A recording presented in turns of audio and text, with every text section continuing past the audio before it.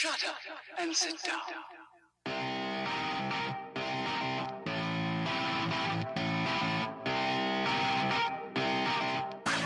Remain seated, please. Permanecer sentados, por favor. You know what I'd like? A brand new bike.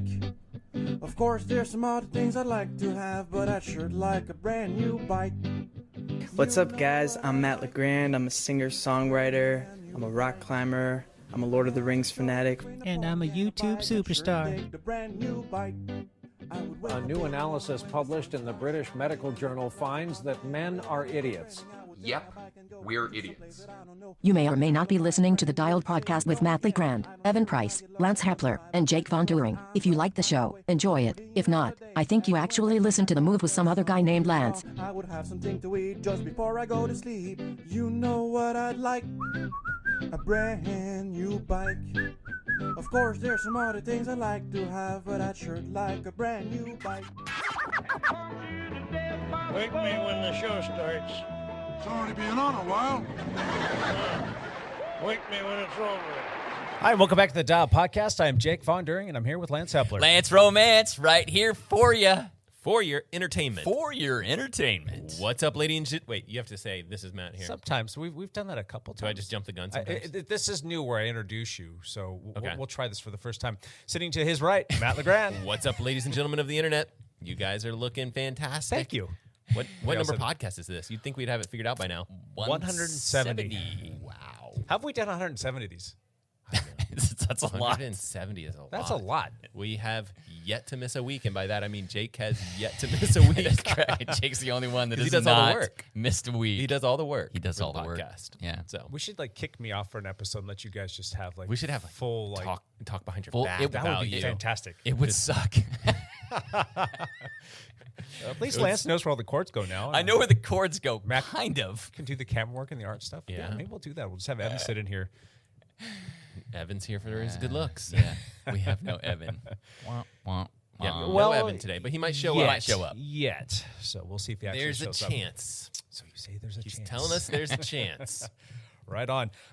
Let's do some backpedaling and go from there. Let's do a little podcast. Let's do a podcast. Yeah, let's do a podcast. Matt, you want to backpedal Sure. first? Or do you I want was Lance just to about go? to. I was about to look it up and see How about- what I did. what did you do? Because I'm like, I have no idea. You what look it that is. up. Lance has got this can always memory wing like it. an elephant. So Lance, go. Backpedal. I took 5 days off this week. That is crazy. 5 days I off. thought you said 6 days. You I thought about. had to You look it almost- up. You almost had to. On last Sunday, I did like a 3-mile mountain bike tootle around my neighborhood, so so I kind of rode. Yeah, I've been having significant back trouble for a couple weeks. I am finally starting to feel a little bit better after taking all this time off, and so yeah, I'm still not over it or through it, but we get old, things break down, my back falls apart because that's my lot in life. I'm going to have back trouble for the rest of my life. I'm fully aware of that, so I have to be careful what I do. But I still managed to get out a couple of times after taking 2 weeks of doing nothing. I went out on my own and rode 30 miles and decided I was just going to attack a couple segments and see how it felt. And my heart rate was kind of off the charts because you don't do any intensity for 2 weeks, and my heart rate was 10 beats higher than normal. Yeah. So You'll be all right. I know I'll be all right. I mean, but you have 3 rides and you'll feel back to your normal yeah. self. So, and then Saturday, that was Friday. Saturday, so I missed all the team rides. I didn't go to the flogging ride. I didn't go to the mountain bike ride because it was rainy. You didn't. I mean, it was. There's a lot of people that took that day off too. Yeah. So Yeah. If you're gonna miss one of the rainy days. I know. I just felt like I was. You like I this. felt like I was missing out. Seriously. FOMO. Yes, it's real. So, but then Saturday, I talked Jake into go riding with me, and we went out for 50 miles and rode around North Clark County again a little bit. That's good. I need to ride up there more. It's so beautiful. Did you guys? How far did you guys go? I went 50 miles. 55. 55. Yeah. So I 5'd up Lance. Yeah, he did. It's usually the other way around, so I have to put that out there. good. But yeah, we just rode around. Basically, every time it got hard, I just pulled in behind Jake and sat on his wheel. I sat on his wheel a lot because I'm trying to push myself through this little break I've taken. But yeah, we had a great time. We actually rode pretty hard. We averaged almost 21 miles an hour for this. I thought you're supposed to be taking it easy. I decided I'm done with that because I'm racing this weekend, and I need to just kind of prime the pump a little bit before I go race again. Okay. So that rubber side down this weekend, all right? Yes. Well, it's mountain bikes. It's in Sisters, Oregon. Crashing isn't as big a deal, I should say, as long as there's not rocks involved. If knock on wood.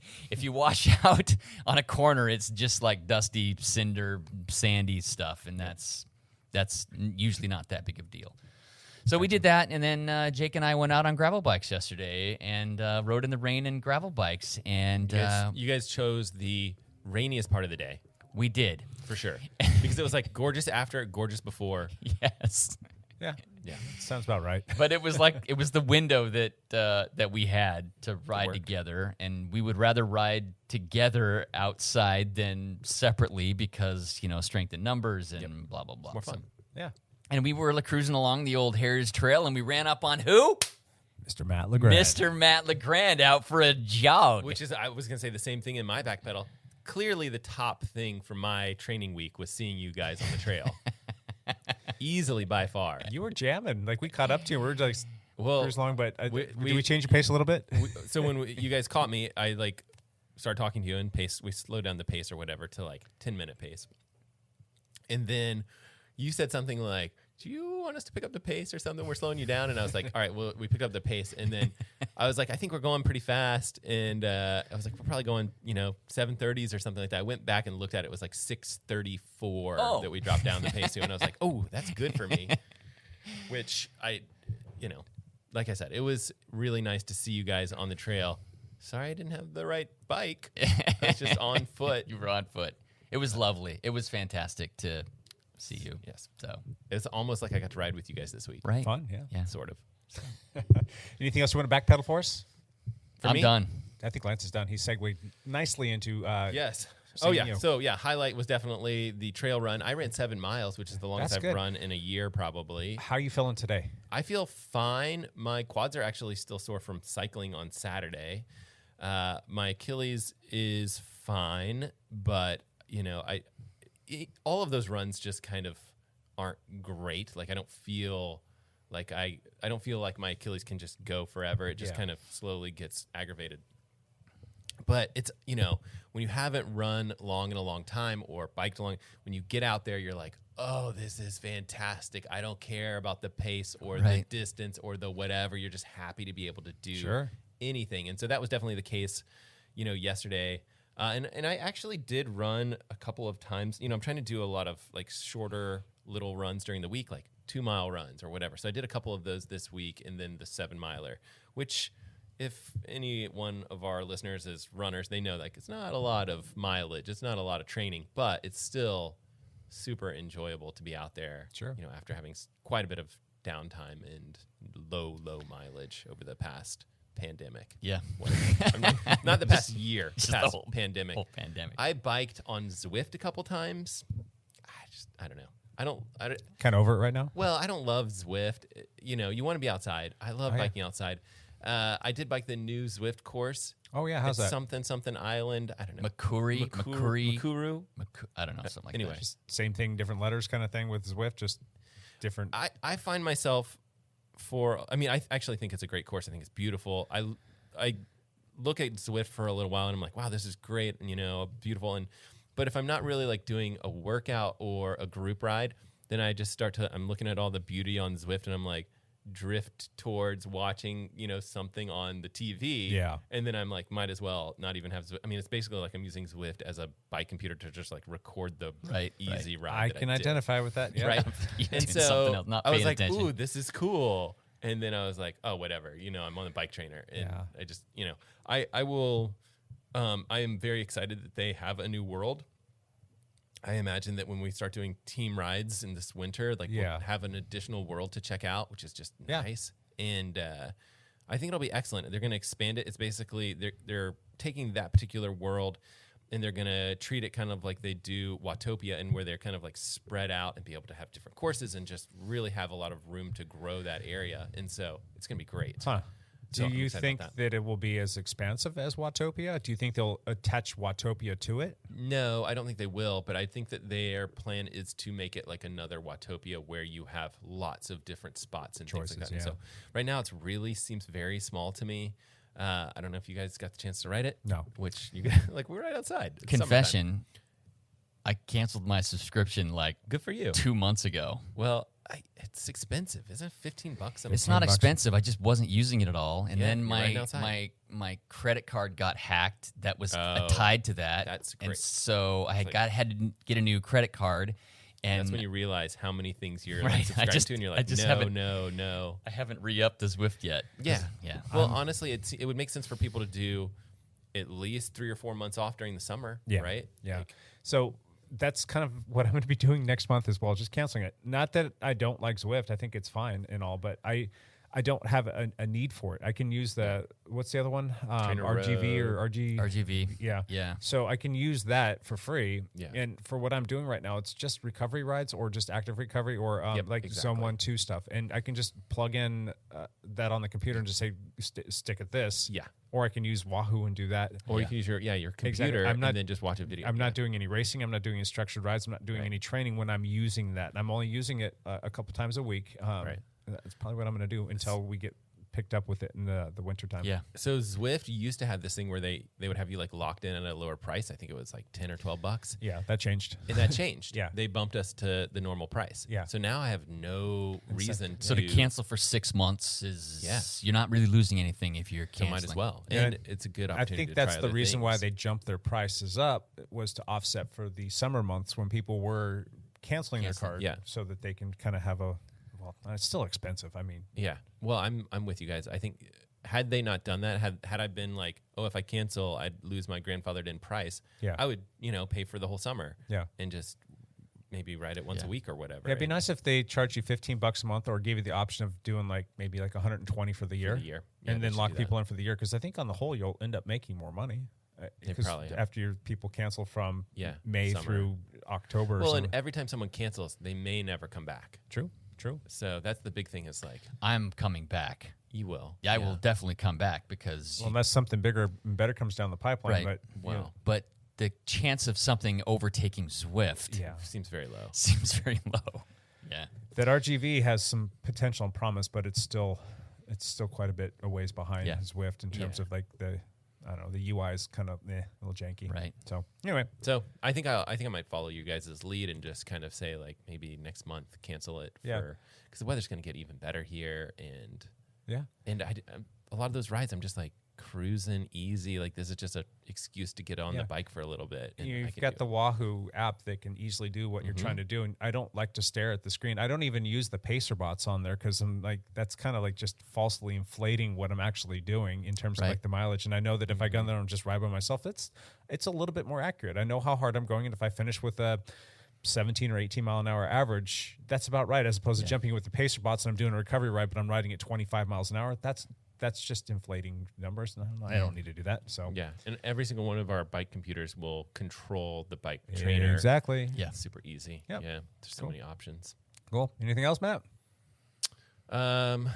Swimming, I am not swimming a lot right now, but I think I am going to bolt from the podcast early and sneak out to try and get a swim. I'm swimming like once a week. It's like pretty That's bad. something. It's not great. That's something. It's not great. So Cool. But you enjoy swimming, so I love swimming. Yeah. I love swimming. Yeah, I was on this podcast recently. It just went live today. It's called the Mile After Mile podcast. And, the general question is like, okay, you got 3 sports. What do you love most? And I'm like, oh, I love all of them. I'm like, here's why I like swimming. Here's why I like, biking. And here's why I like running, and go through all of it. It's very hard for me to actually pick one sport that's, but running, Uh-oh. Jake's breaking out the good stuff. All right. It's Kirkland time. Sponsor for today? Oh, there's one one got LaCroix a in there. LaCroix. Yeah. Oh, I got LaCroix. I'm the winner. You like LaCroix or Kirkland better? Yeah, which one? You got Doesn't matter. The high dollar stuff. Sorry. Just want to make sure everybody's well hydrated. Well, I Thank mean, you. I feel like you're kind of the dude that, you need the high-end equipment. I need the high-end stuff. I feel like that's Probably. the case. Thanks for sponsoring us, Kirkland. Yeah. Paycheck. Just it's in the mail, right? Waiting on it. We're just waiting on it. Just must have the wrong address or something. I don't really have much to backpedal. We did the mountain bike ride again, the team mountain bike ride. That was fun. I'm just in awe of our juniors still. They are stinking awesome. fast. Those It's fun kids. to ride with those kids. Yep. And then the flogging ride. Here's a little PSA for everybody. If you're riding on a bike that has the E-tap shifters, those shift batteries will last you for about 2 years, and you should change them before you get to that 2-year marker so that when you go out on your bike ride and you go to shift, they don't all of a sudden stop working. I found that out the hard way. We went to the flogging ride, got down to the parking lot, said hi to everybody. It was a smaller ride because it was raining pretty hard, and just sent out all the different groups. And then our group we left, and we made our left-hand turn out of the parking lot, made it for maybe a quarter of a mile, and went to go shift down, and nothing. I'm like, that's weird. And I checked the other shifter because I'm like, is the battery dead? Do I need to just like change it real quick and take the front derailleur off and put it on the back battery? Yeah. And it shifted up. I'm like, uh-oh.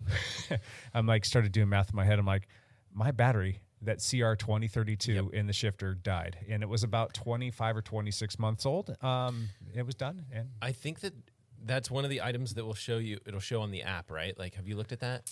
Yeah, a smart person would be keeping tabs on that. Well, I don't keep track of it at all on mine either. But that's a good point. Yeah, maybe I should put on a calendar or something. Yeah, or I just need to make it more of a habit to check that app, because that app will keep your stuff updated. You can see what your battery life is on your actual derailleurs. Right. You can see what the battery life is on the shifters. But the derailleurs, you just like swap them every once in a while. Yeah, like that's what I do anyway. I'm like, I have that extra battery, and I just like swap those out, and I charge the new one, charge the old one. Yeah, I've yet to run out of batteries, which I'm knocking on wood here because it's going to happen. I should mention that this week I did ride with Sean and Shelley. We did like kind of the flogging course. We did a little deviation from that. It was great. It was glorious. Glorious. Which one of you guys said glorious? It was you. Me. Right? That was you that used to say glorious.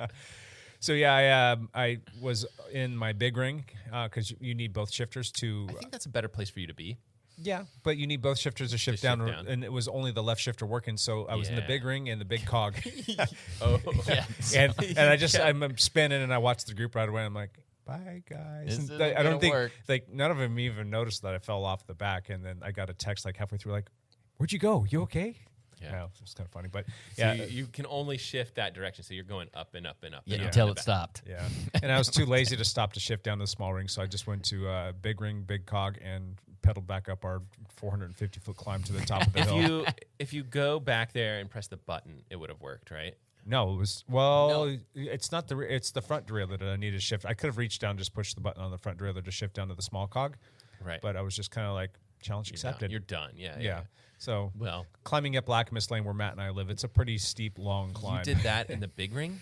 Yeah, well, I did. Biggie big. Exactly. But I did at the halfway point, made the turn and went towards your house and went up Jasmine and all that stuff. But still, you're climbing up that. Yeah, it's just out of the saddle, just kind of danced up the hill. It's a slow At dance. 600 watts. Yeah, 600 and I was watts. thinking to myself, like, oh, I can just go home. I'll put a new battery in there. I was at first going to see if my wife could like go drop me on course, but she was gone. And then I'm like, well, maybe I can ride up in reverse and catch them on the way down.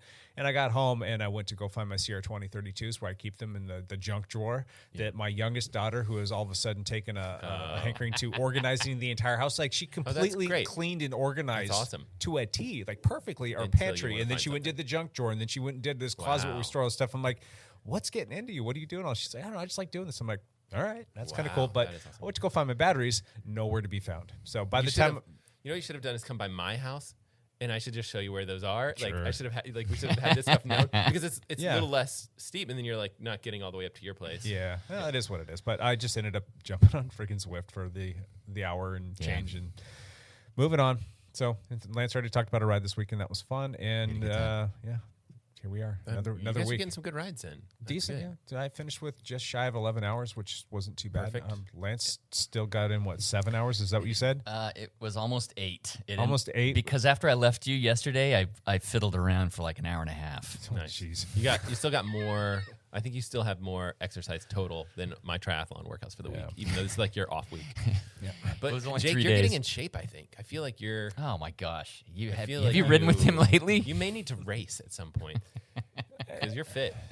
Yeah. On our ride on Saturday, we hit some pretty road up in North Clark County, and I'm just sitting on Jake's wheel, and I realize all of a sudden I'm pushing 300 watts just sitting on Jake's wheel, and we're doing 30 miles an hour. Yeah. It was like a 0.5% downhill, so it wasn't flat. Yeah.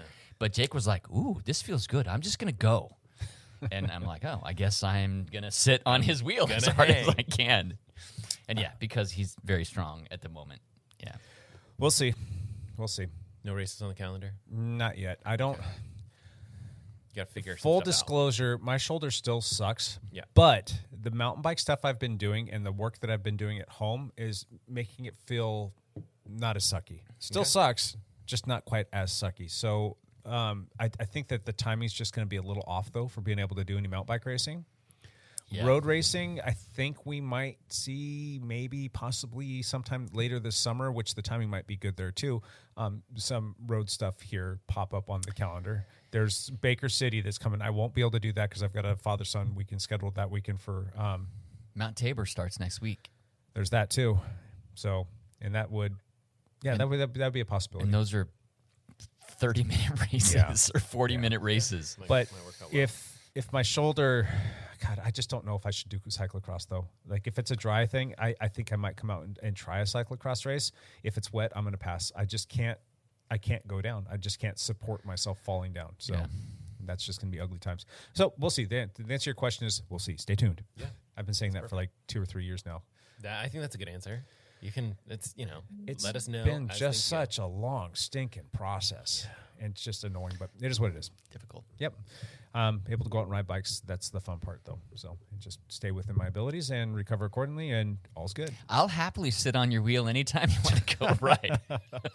Awesome. Hey, how about we skip the Patreon and the lead out news until the end and jump right into our topic for the day so that we don't lose Matt LeGrand. How does that sound? And then if for some reason you leave and Evan jumps in, I'm sure Evan would be happy to talk about Giro stuff. Evan has an opinion on everything. He does. Especially the Giro. Especially the Giro. So we want to do that? Plus, it's like I think the Giro's done. I think it's over. You think so? I mean, it looks after today. It looks like it's over. It looks good. Yeah. Gotcha. All right. Well, let's talk about tires. We got lots of tires. We're going to talk about tires. It's tire talk time. Tire talk. Oh God, that would have been perfect, a jingle for that. But yeah, seriously, there's all kinds of tips for picking the right kind of tire for yourself. There's tips for how to change them. There's all of the different brands that are out there. There's tubeless, tube. There's just a myriad of different things. Hey, is tubular still a thing? Do you guys heard of it? Kind of. There's 2 places tubulars still happen. I think some people are still road racing on some tubulars, which I don't know How why. about we do this? Let's start out with... Do you feel like it's cyclocross is where it's at, right? Yeah. I mean, I feel like that's the thing. Is like, yes. Yeah, that's where you see it. You can, on cyclocross, you can go so much lower pressure and get such better grip with tubulars, but you don't have the flat... you don't have the flat protection that tubeless gives you. Yeah. So, but they've come so far with tubeless tires that there's a lot of people that are opting to go that because the cost to benefit ratio isn't there when you sacrifice and leave behind the flat. Correct. It's just the possible of burping on cyclocross because you're putting so much harder pressure in corners. What are you gonna ride in cyclocross? My race bike has tubeless with cush cores. Yeah. And my pit bike has tubular. Okay. Do you feel like tubular's a safer bet, and then you just have like that extra bike ready to go? Like this is yeah. Lance, do you want to, for those that don't know what a tubeless versus a tubular tire is. You want to talk about the difference there? Well, a tubular tire is glued onto your rim. So it's like the tube and the tire all in one, and you actually glue it onto a rim. Yeah, so it's got a tube that's sewn into the actual tire Correct. itself. Yeah, and you don't like if you flat, you're changing the whole thing, or if you puncture, you're changing the whole thing. The whole thing. Yeah. Yeah, it was like the best race tire for decades and decades. But I don't think that's the case anymore. Tubeless tires is a tube that seals onto your rim without an inner tube in it, and it has sealant in there that helps seal it onto the rim and to help with flat protection. If you have a small puncture, the sealant will seal the hole. Both of those you can ride pretty low tire pressure. Yes. And with the advent of tire inserts, tire liners, yeah, I think that you're going to see Less. tubular go away even more. Yeah, there's not many people riding it anymore. It's training? No. No. But there are some World Tour teams that are still doing some tubular wheels. Do they do it for like Paris-Roubaix, that kind of stuff? Like No, cobbles? They just go, or they do it on the road? They do it on the road. Like because they think for rolling resistance. But tubeless has improved so much better with their rolling resistance that I think rolling resistance is like a wash across across the board on all of them. Yeah. Because if you go latex tubes on, I just think that there's some really good options. I absolutely love tubeless. Yeah. It has improved so much in the last 3 years, drastically improved in the last 3 years. That what tires are you using on your road bike right now? I use the Pirelli P0s. Tubeless ready 28s. 28s? You're riding 28? That's not the P0 tubeless though. That's just a regular. That's a tubed one They that don't you're holding know there that. in your hand. The audience doesn't know that stuff. This is a tubeless P28. You can tell people this is anything. Well, no, I'm This just in is case a somebody's watching this is a on candy YouTube. Bar. This is a candy bar. That's right. Tastes great. Nobody's watching us. And no, but I mean, like the podcast, if they're listening, they don't. This is cool though. So I've gone up in size on my road bike. So I'm riding 28s. Oh yeah. And Plush life. tubeless. Knock on wood again. I haven't had a flat with them. Yep. Except that wasn't even on P's. It was on the Pirellis. Yeah. It was on the Continental GPs. Yeah. My last flat. So Lance and I have been testing out these P0s as opposed to the Continentals that we were both riding on before, the GP5000s, which were tubeless. And we were on GP5000s forever and a day. Forever and a day for about 2 years when they came out with the new tubeless version of those, and they were fantastic. These are fantastic tires. They roll well. They're fast. They have good rolling resistance. Total They stand set by. up good. Yeah. But you can't buy them You anywhere. can't get them. So they've makes been out of sense. stock since last September. Yeah. I ordered, I ordered probably 30 or 40 of them last September, and they told me that they'll be here in the middle of this coming summer. This one I'm holding in my hand isn't even tubeless because we can't find tubeless. Exactly. Continental. So we actually started looking around. I started doing some research and watching different videos and seeing what people were saying. And I kept running across the Pirelli stuff. They were getting good reviews. I know the guys over at GCN like them a lot. And I reached out to Pirelli and said, hey, what do you think about maybe doing some tires over here? And they're like, absolutely. And we were able to get them from them and put them on the tire or the bikes. And I'm probably 700 or 800 miles into my first set. They've been fantastic. I love them. For the wheel set with the 28s, they are about 40 grams lighter. Yes. Spin up a little bit faster. The rubber, I feel like when you're after you've worn them, maybe put 10, 15, 20 miles onto the compound, the rubber, it just has a really nice feel to it in terms of the way that it's going to hug and grab the road. The other thing is when I ride with the Continentals, they've had fantastic flat protection, but I would very often come home and I would have that little spray streak up the back of your seat tube of a puncture that you had. You punctured something. Is it orange? The orange seal, yeah. And you're like, oh, that's fantastic. That was just a flat tire that I didn't have to change. I still have yet to have that with the P0, and I don't know if that's just straight dumb luck or what, but I haven't even had that, and they look just as good as the day as I put them on there, and they're about 700 or 800 miles deep now. That's pretty good. They're getting good wear life. That was the only variable that we didn't know. I've had all of these things to compare it to other than With the only thing being, like, how long are they going to last? And how long were you getting, how much life were you getting out of your Contis? I would say about 1,000 miles. It was around there. I think you were only getting 1,000 miles? Yeah, I think so. I was getting at least 2. Somewhere between 2 and 25, maybe 3 if I was pushing it. That just depends on like how many slits and little nicks and dings that they were taking on. The time of year really, I think, affects that stuff. It's like, and it's like the road conditions are worse at certain times of year. So the worst thing is putting on a brand new tire and like your second ride, you slid it. And you're like, oh, it's done. So, all things considered, I'm really digging those P0s, and they have a couple other, well, not a couple, but another option that you can run in lieu of those that's tubeless ready as well. That's I used a little bit in the wintertime, and I quite liked it. Is it Centrano? Centrano, and it's a little thicker. It's got an extra layer of protection. It's almost, it almost has the same weight and almost the same rubber profile feel as the Continental. So I would almost compare it to that with an extra layer of protection on it. So that might not be a bad idea for the folks that want to run something different in the winter months or just want to have more of an endurance tire in general. They're not necessarily super concerned about rolling resistance. I don't understand how Pirelli solved their supply chain issues.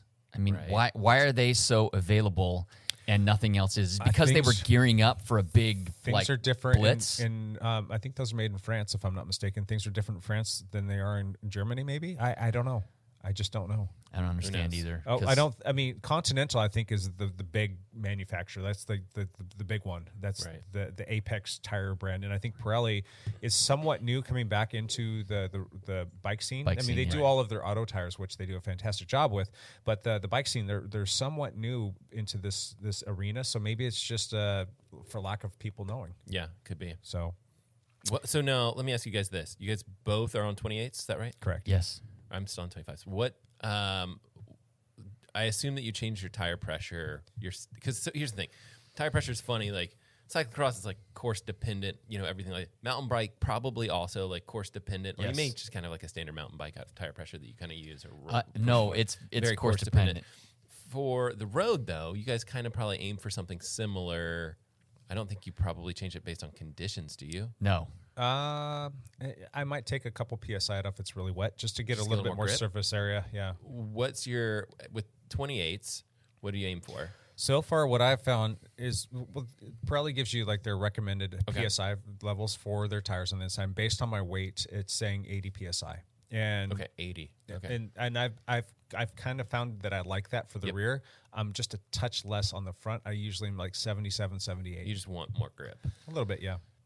For diving in the corners and whatnot. And 220. Lance is running like 50 or 60 PSI. I'm running 60. 60? Yeah. Okay. I'm running 60 in the rear and like 58 in the front. Okay. And I'm like 175 right now because of whatever. So that's about what I weigh right now is about 175.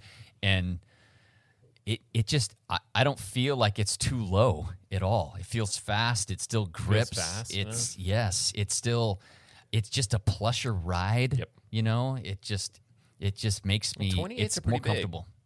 You know what? They don't measure nearly as big as the Continentals do. Oh, do they? I think it's a little bit more true to size, whereas the Continental, when you put it on the same tire, it barely fits on my bike. My bike is spec'd up to a 28, and the tolerance on... Yeah. Both of you guys are 28 max. Yeah. Right?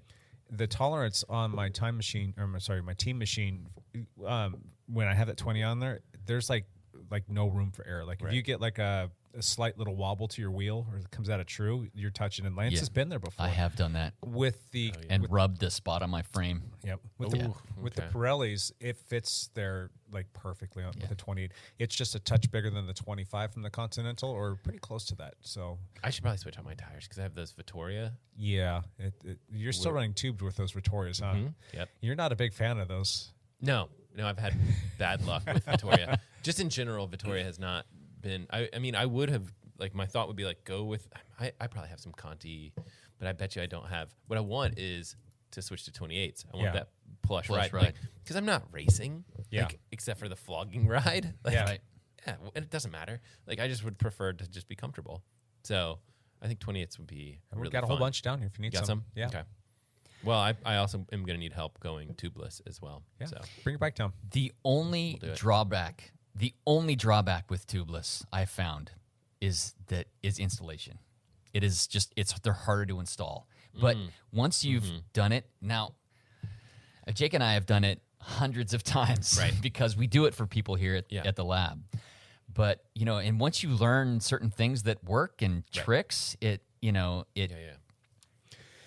tires easier. are a little bit different. Like these Contis, like it's wheel dependent. It goes on great on some wheels. Some of them it's like, oh my gosh, I had to arm wrestle with that thing for half an hour just to get it on there. And some of them it'll seat great. Some of it won't. The Pirelli, again, a point to the Pirelli is they seem to seat better on a more wide variety of wheels. Yeah. I really haven't run into any issues with anything getting it on. No, we've had other bike tire brands that hot garbage, baby. We've had a hell of a time just to get it to seal or seat up. Do you want to recant and talk about our experience with the Zip tubeless tires? We had a pair of Zip tires that we were trying to mount. Were they just super tight? No, they weren't tight. We couldn't get it to seal on the rim. It wouldn't. You think it's like the bead on the tire? I don't know. It was just what wheel was it? Bull crap. Was it a Zip wheel? It's like we got the two things that are supposed to go together. I honestly don't remember what the wheel was. That's okay. I just remember that the tires, the easiest way to get a pair of tubeless tires to seat is with an air compressor, right? Yes. You take out you seat the tire on the rim, and then you take out the valve core. Yep. And then you put an air compressor right on there, and then you just blast it with 150 psi. And you hear this like crack. It sounds like it cracks, but it's a good thing. Yeah, it like pings as it like seats. Yeah. I couldn't get these. Ping. No. You want the ping. It seems like it's breaking. You're breaking something, but you're not. We actually we tried. I tried and tried and tried. Once that happens, you end up taking the tires off and redo the rim tape. Because oftentimes it's the rim tape issue. Redo the rim tape, I put it back on, still couldn't get it to seat. We had to take the tires to a teammate's garage who has a super high capacity compressor. Oh, that's scary. Or compressor. I just feel like you guys are going to just destroy a wheel. And he was able to finally get him to seat. It was not easy, and it was the tires. If we'd it's the tires. If we'd put Pirellis on there, it would have seated, but. At that point, I'm just like, you know what? There is some value to ease of use. Like, you have to be able to put tires on and off eventually. Like, I don't care if this wheel is, if this tire is that fast. You got to be able to put them on. It's just not worth it at some point. I have a compressor in my garage at my house. Yeah. Purely, the only thing I use it for is all my tubeless tires. Yep. Because I've switched to tubeless on every one of my bikes. Right. So. Yeah, but you go on the road a lot. You're away from your compressor. I don't have my compressor on the road. I have an air canister pump, which... If you guys aren't familiar with that, you basically pump it up, and it has all of this air in this little canister. It's part of the floor pump, and then you hit a button and it you put it on there and you flip a switch and it's like a manual air compressor. Yep. Yeah, it does not work as good. Doesn't work as a compressor, but it'll work on the road. There has been a time where I couldn't get a set to set up and had to go to a bike shop and said, can you blast this with your compressor? Thank you. Do you ever have like a backup, like, I can just go tubelet, go to get some tubes and just go old school? Yeah. I mean, yeah, I do that, but usually I just switch to a different bike. If I'm on the road, I'll just get the gravel bike or I'll get the mountain bike, and I'll find a different place to ride. That works. That works. So this week, my brother called me. My older brother, who we've talked about on this podcast before. It's just been a year or two. Sure. He's a triathlete. He's a triathlete, yeah. He's a triathlete, and he called me in the evening, and this was, late, and he lives in Central Time Zone in Alabama, and he is like, hey, he just calls me, and he never calls me, and he is like, I can't get this bleep, bleep, bleep, bleep tire. I've been like, this started the conversation. I'm like, what are you talking about? He's like, can't get this tire on here. It's whatever. Like, it was like 10 o'clock at night. I can't do it. And I'm like, I can literally like walk you through it. I'm like, first of all, there's like this thing called YouTube that you should check out how to do all this stuff. He doesn't want to hear any of it. He's so angry at me in the situation or whatever. I'm like trying to help him. I go upstairs where I have like just a stupid amount of like wheels and tires that I need to sell and get rid of. And I'm like, here, let me show you. And I like pull a tire off with my fingers because you can just, if you know what you're doing, you just pull it off. And he's just like, that's impossible. How do you do that? Because, you know, he's trying to do it. And first of all, he's got like a new tire probably. So it's a little bit harder. And if you don't know how to do it, it's just tricky. And I'm like trying to tell him like the secret to this is realizing that the rims have this like C-cone shape and you need to get the tire deep in the C of the actual rim. That little center channel, very hard for people to visualize that if they're not familiar with it. That gives you, when you put it right there in that deep C, you get all of this slack to work with, and you can kind of work it into the middle of that and kind of keep it taut as you work your way around the wheel itself, and then it's easy to flip on and off. And I'm like, look, I can do this with my hands if you do it this way. He wanted none of that. He wanted to hear none of that. It was just like, which way do I put on the tire and then the tube? And he had it all backwards, and I was like, oh, you know, you're pinching the tube, and all this stuff because we're FaceTiming at this point. And at this point, it's like 11 o'clock at night. His time. Wait, his time. He had been working on this for like hours and hours. His hands were like just hurting, and then he like forces it on with the tire lever, of course. Pinch the tube. Oh yeah, and I told him even way before he knew. I was like, you know, the reason why is that you know you can really destroy the tube is you're putting it in like this or whatever, and you know, ideally we kind of get this down to 5 or 10 minutes or whatever working. There's some tricks, there's some ways to make this easier, and sure enough, he pumped it up and it was goner.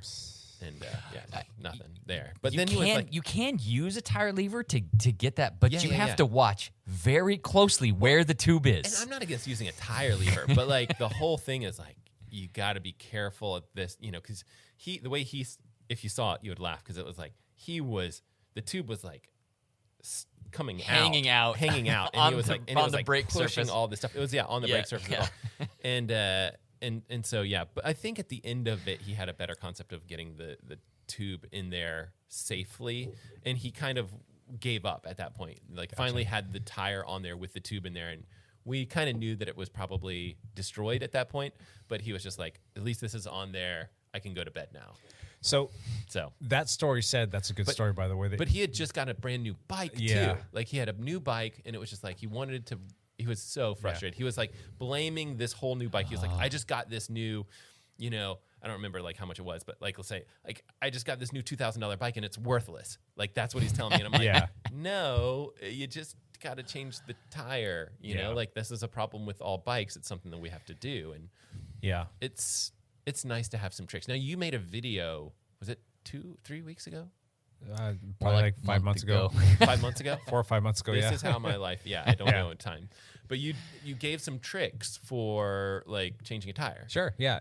And it was really basically for people that are still running tubed. And I want to get into that question in just a minute, like who should and should not be using tubes anymore. But anyway, we'll touch on that just maybe a second. that'll be for him. Like maybe it's something that he could look into, be like, hey, switch to tubeless, just go to your bike shop and have it done. Yeah. And then you should have less flats, theoretically. Yeah. And have the bike shop do it. But I still think there's know how to do it. Exactly. That's something that you should know how to do. But it was really just going through a bunch of little tips and tricks. And it was a lot of what you just talked about. That center channel for a lot of people, they have like no idea. That's the secret thing, right? It's like it gives you that extra, like just like 2, maybe 3 millimeters of like wiggle room. And that's the difference between like, oh my gosh, this is never going to go on unless I have a tire lever. Yeah. Versus, I can just easily roll that on with my hands.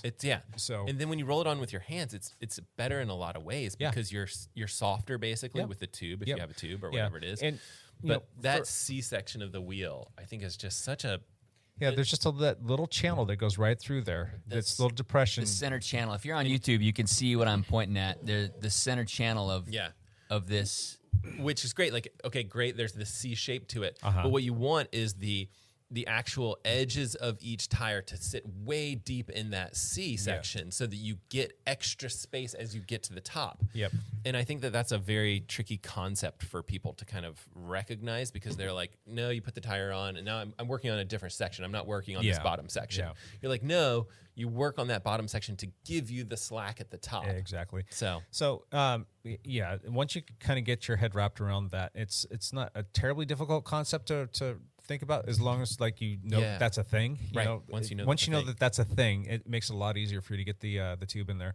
so you're going to get the one side on, and then you're going to put your tube in, and then you're going to get the other side on. And if you do it right, you should be able to do it by hand without wrecking the tube itself. And if you have to use the tire lever, then you have to be very careful that when you're levering it up there, that you don't get the levers in a position where it pinches the tube and actually puts a hole in it.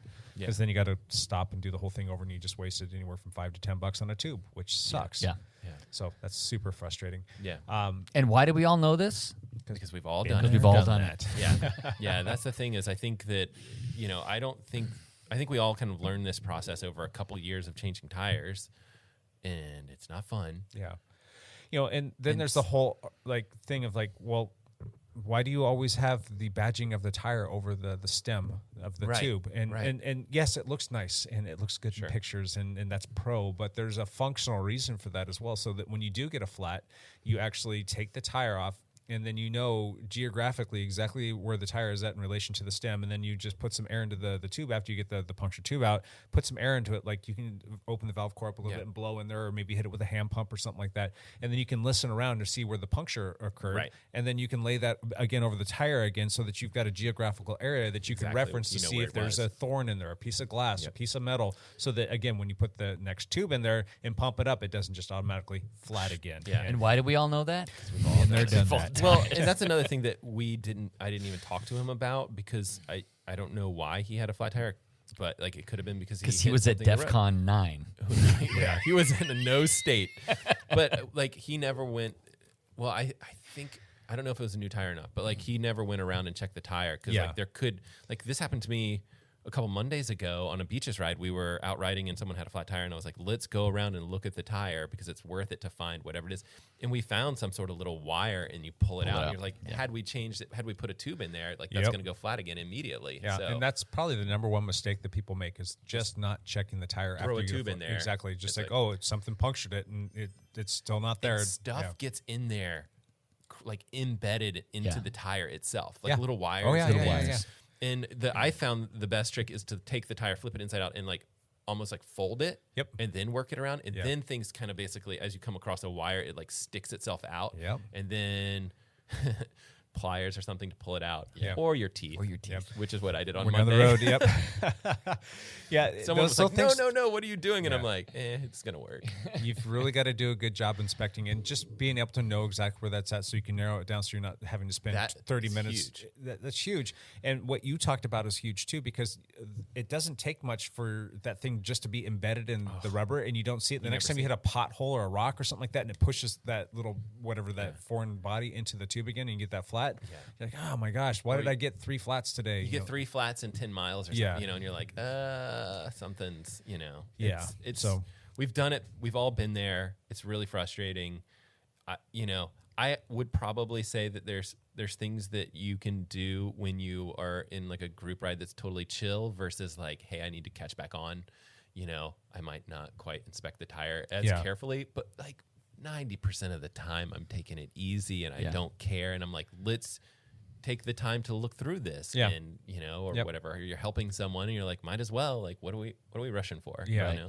Do the right thing. If you're out on a ride, help somebody out. It makes the process go faster. And if nothing else, if you've got a few tips or tricks that you can impart on them to help them gain some of that knowledge that they didn't have otherwise, that's good. Yeah. And I think people that, if you're getting help, pay attention to the person helping you, because they will have some tips and tricks. And it's worth learning that and stuff. While we're going through that process, they'll probably hear me tell them about 4 times, hey, you should consider switching over to tubeless. I mean, I've been on tubeless for over 2 years now, and I can only think of just a small handful of incidents where I had to put a tube in there. The last time I had an issue, it wasn't because the tubeless system failed. It was because I failed, because I'm always busy doing too many other things. And I just didn't have any sealant. I had a little wire go through there, and it was a slow leak. And then next thing you know, I'm riding on the rim, and I had to, go find a tube to put in there. But because I had no sealant. But had that not been the case and I'd had sealant in there, I would have never even had that issue. The only times that I've really had an issue was when I hit something catastrophic in the road, and it gives you that little slit where the sealant's just not going to be able to plug that up. And you've got to put a boot in there and a tube, and then you're back to riding again. And you do that on the road, because I feel like that kind of stuff seems to happen more on a mountain bike situation where you hit this rock that's sidewall. Yeah, exactly. Well, I feel like there's not the one that I can think of. We were on our team training camp, and we were just starting the ride, and it kind of sucked. And I was literally at the bottom of the driveway. Yeah, we turned onto the main road, and I was like towards the driveways. back, and I didn't see whatever it was, and the persons or people ahead of me didn't point it out, and I hit it, and it put a slit in the sidewall that the sealant couldn't handle, and I had to, basically stop, boot, and catch back on. So, and that sucked because that was a long ride that day, and I ended up having to chase by myself for a long time. Yeah, it was probably 40 miles that I finally caught you guys, and I think that Lance saw me up, find my friends or something. Oh, he's right behind us. Let me ride back and get him. Right. Anyway, I digress. So that's that. Just tubeless is fantastic. Where do we draw the line? In terms of, not draw the line, where do we suggest somebody strongly consider going tubeless versus keeping tubes in their tire? If it's somebody that rides their bike a couple times a year and it's a beach cruiser, they probably don't need to be tubeless. They're going to be fine with tubes. But, if somebody's, kind of recreational, getting into riding on the road or the mountain or whatnot, where do you make that suggestion that person really consider going tubeless? And how do you talk them down from this whole oh my gosh, it's tubeless, I don't know how about that? And there's a lot of people that are scared of it. It's a bigger process, right? It's conceptually it's harder to make sense out of, right? Sure. If you're you put a tube in there, pump that up, it's great, and then versus I've got to have sealant, I need a compressor, this is more work. You can go to your local bike shop, Rim your local tape, bike, and valve core, valve stem, and I can kind of relate to the fact that it's more complex. Tire. Yeah, definitely. There's definitely more layers to it, but in the grand scheme of things, it's really not that complex. Right. And if you're removing a tube, right? If you're a weekly rider or that's what I think too. A regular rider, it doesn't have to be weekly. Tubeless is just going to treat you better. Yeah, I think that it's just getting through the installation process. It makes sense that if you only ride maybe like my wife probably only ride. I mean, she doesn't ride that much, but there's a lot of times where her bike just sits. Yeah, and a tubeless wheel can have some issues if it sits for, I don't remember the exact time frame. If it sits for 3 months, you can have sealant stuff that just kind of dries up. It dries up. It's going to dry up regardless. If you're riding all the time, you still have to put sealant in there. So yeah, but I think if you're, let's say you're riding once every 3 months, then you're putting sealant in every time you ride. That to me, I'd be just use tube. Just use a tube. Yeah. In fact, I should really knock on wood for this. She's been on the same tires, and I think she hasn't even had any flats in forever. And this bike is something along the lines of 20 years old. Oh, wow. And I don't think she's OG tires. Yeah. Seriously. I'd have to go back and check. Are they 23s or 19s? I'd have to look and see if they're 19s. Some pizza cutters? They're not 23s.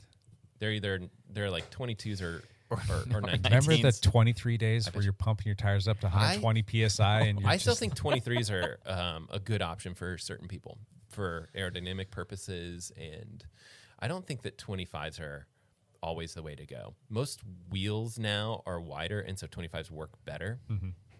But there's still a lot of wheels on the market that are narrow, and then you really don't want the bulb shape where you have narrow rims with this big wide tire on it. It's great, it's plush, it's nice, it's comfortable, but it's not as aerodynamic. Aerodynamic issues for sure. Yeah. So, it's just a trick of okay, rims are getting wider, then we can go to the 25s and still have the aerodynamic advantages and have that plusher feel. But I think a lot of TT people, should probably still consider 23s depending on their wheel that they're using. Depends on their setup. The wholeheartedly depends on the setup. Probably not 19s. No. Gotcha. Going back to where we draw the line in the sand. So if somebody's riding it averages out to once every 3 months, probably not. But if they're a fair weather rider, let's say that they hang up their bike and they don't really touch it from the end of October until sometime in May. I think that I actually really have, I feel almost like that's me. I just go ride indoors or whatever. But I guess we rode in January and stuff. I just think there's a lot of people that I relate to that really well, where it's I'm not going to go ride in the winter and snow and whatever. Right. I think that those people could still go tubeless if they're going to spend the summer riding. Because all you do is you basically, each beginning of the cycling season that you go take care of your tire situation. And then you're good for the summer probably. Right. Maybe. Yes. And then Yeah. Or longer. The riding season. Yep. And there's a lot of good YouTube videos to teach people out there. And if your shop's good, they'll take a minute to stop and kind of give you the rundown as to what they should and shouldn't be doing when they're doing that. But there's still going to be that person's I know how to change a tube. I don't know how to do anything else. But how do you preach to the person that it's like, I want to stick with tubes because I know how to do that. But then they decide that they maybe want to do it and they're just concerned about when they're going to be out and ride and something catastrophic happens. I think the way that you do it is like you kind of meet them in the middle where you're like, hey, go take it to the shop, have them do tubeless for you. Sure. And then it's like, when you have an issue on the road, you have tube ready to go. Yep. Slap it in there. Now, those people do need it'll be messier. It's going to be messier for sure, but it's a little bit more of a process to get the tire on and off the bead. Yeah, that's a good point. It's just to get it off the wheel to get the tube in there.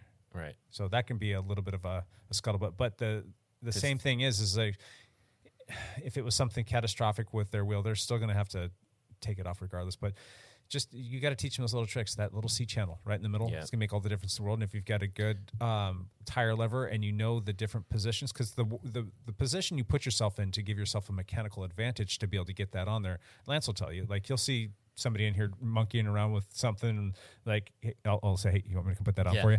And like they've been monkeying around with it for 10 minutes. I'll come over and I'll have it on in 3 or 4 seconds. And it's like, it's just the position that you put your body in, the way that you hold the tire and you know, work it on there. Right. Jake also has incredibly strong fingers. Well, remember that Indy wheel that I brought in? Yeah. And it was, I don't remember what tires were on it, but it was like, this thing was so tight. There are certain wheel tire combinations that are a pain. Yeah.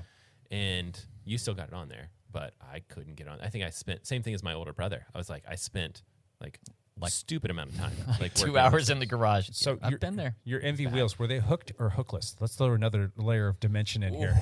They are hooked, I think. Hooked. So what that means is you've got the rim. It's got the little lip that goes around the side here. The inside there. And that's the part that the tire will actually mount to the wheel. And it's got like a little bit of a hook on there. Like it comes down and like you can see kind of where the bead of the tire will kind of nestle up underneath, and it just keeps a nice firm connection there. And then there's a lot of wheels that are moving to a hookless setup now, and they just don't have a hook on there anymore for the tire to connect to. But it's still like just as safe, if not safer. And what's nice about it is it's less of a process for the wheel manufacturer to produce. But you need to be able to have a tire that's hookless compatible. Right. And because it's less of a process, the wheels are actually going to become less expensive and a little bit easier to make. And they're going to be a little bit lighter, and they're supposed to be a little bit more durable as well. Like if you take a hit or something like that, it's supposed to, based on the way that they lay the carbon up, if it's carbon wheel, it's supposed to be a good thing. And that's another point for the Pirelli P0 is that you can run it on a hooked or a hookless setup, and the Continental has to be on a hooked setup. Yes. So that was another reason why I wanted to go that direction, because there are certain wheels that we bring in here to the lab that are hookless. So Envy's wheels are all hookless, and these Continentals would not work on not Envy all wheels. of their wheels, but there was a good chunk of Envy them. has gone like 3 different tiers. Yeah. I remember reading about that. But the Pirelli P0s, those will work with any wheel setup. So, all right, I got to roll. You got to roll out of here. Can I go do the swimmy swim? I'm late. Any parting thoughts on? 15 minutes late to swim. It's not real that quick, long of a swim. One last thing.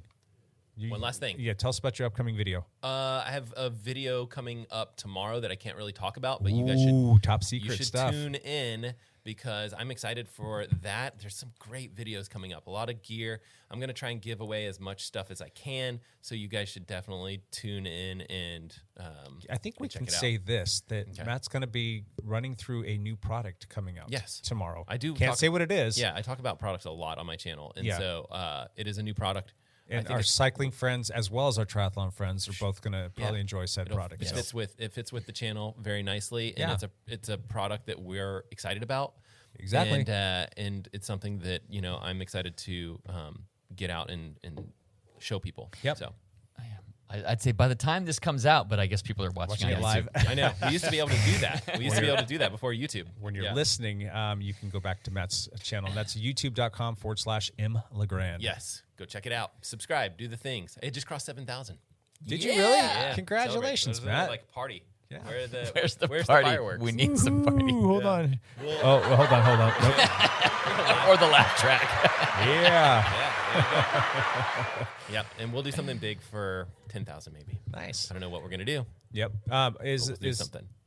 are you going to tag team out of here today? That's what I thought. It didn't look like it. Evan popped in and then hit popped and right run, back huh? out. I know. I was like, perfect timing. I got to go. You take over. But I'll go. I'll yell at him and be like, take over the mic. Sounds good. All All right, right, Matt. bud. Have a Later, good swim, man. guys. We'll catch you later.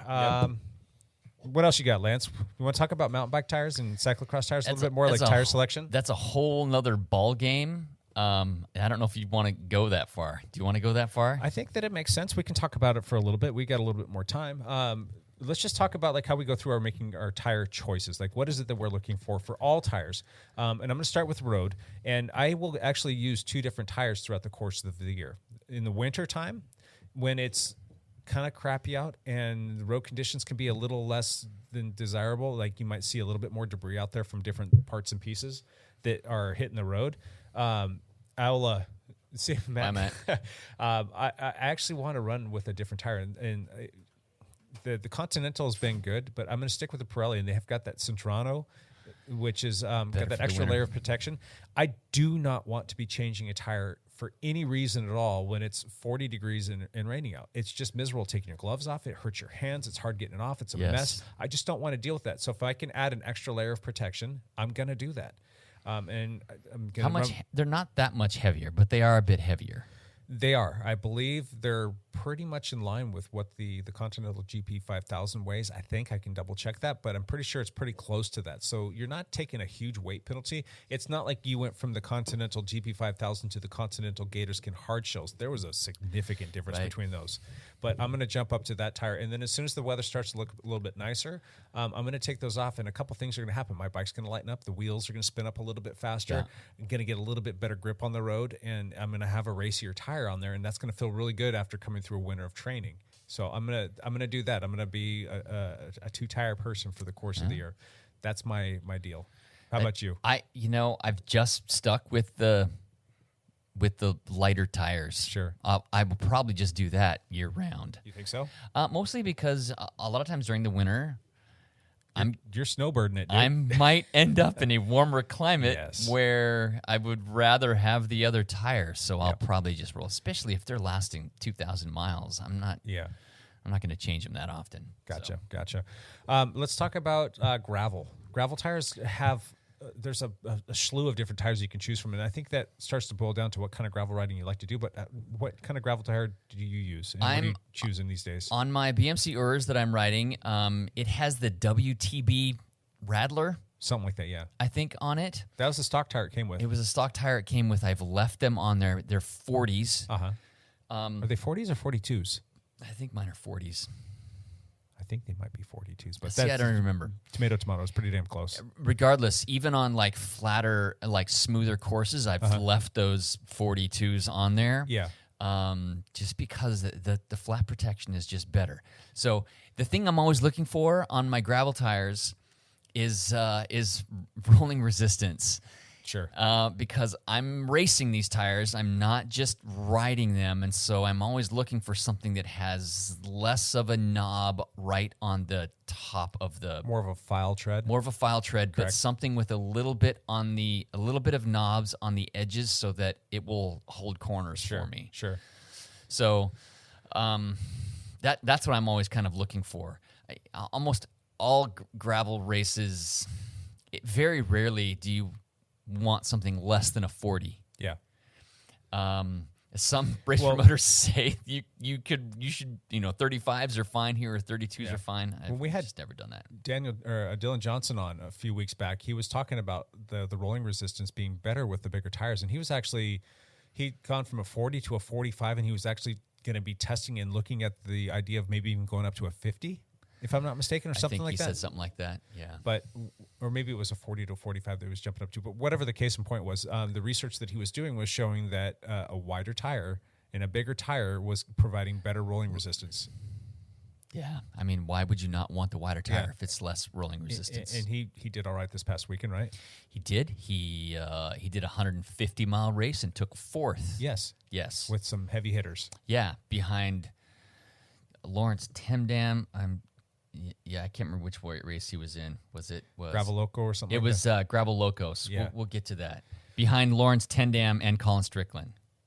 Yeah. Colin Strickland won Unbound 2 years ago. Yep. Lawrence Temdam is a EF Education Pro World Tour rider that is taking the summer to race gravel events. Sure. So, and Dylan was 4th in that field. He actually beat Peter Stetna and Ted King. Jeez.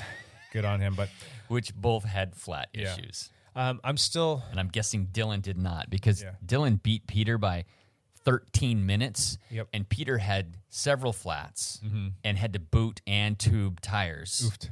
So, and I'm guessing that Dylan didn't. Yeah. I wonder if Dylan ran the tire inserts that he was talking about with us. I can't remember the name of those, but that's another question, is like tire inserts for gravel. I mean, how much of a necessity would you say that it is? Well, it sure is peace of mind. Yeah. So I've been racing with tire inserts this whole last year on my gravel bike, and I haven't had a tire issue on no.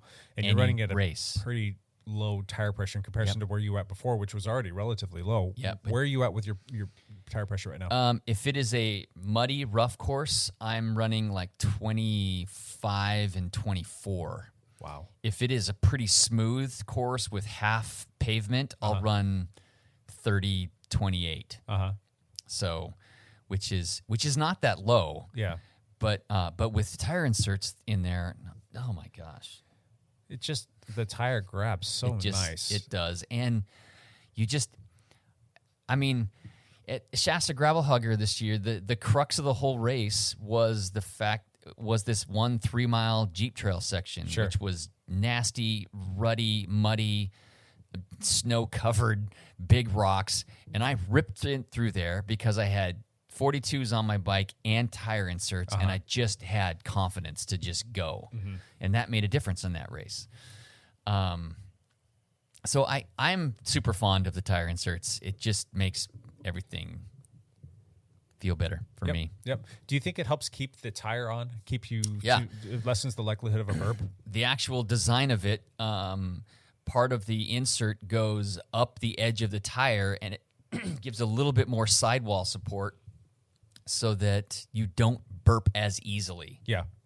The drawback with tire inserts, if I have to stop and tube a tire in a race, freaking race huge is hassle. over. Huge hassle. It's a hassle to, and then what do you do with the insert?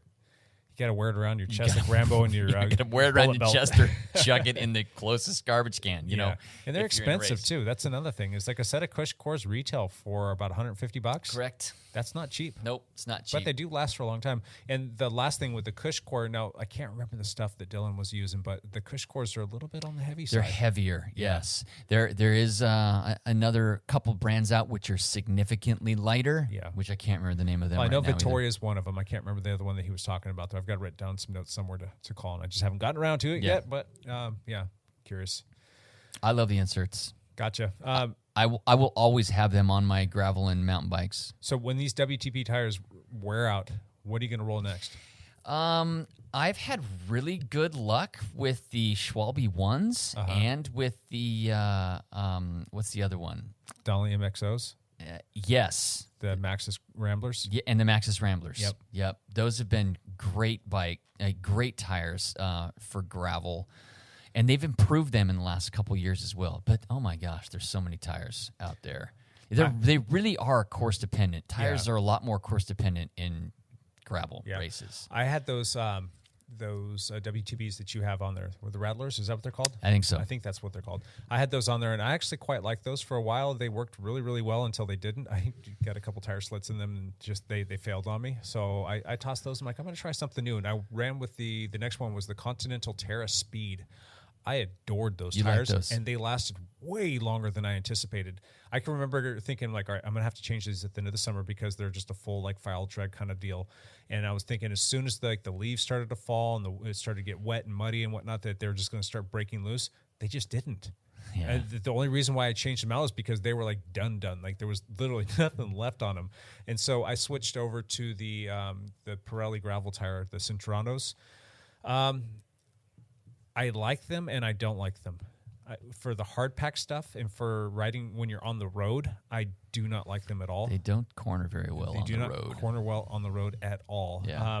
But on the single track stuff or like a little bit chunkier gravel or a little bit more technical sections, they do really well.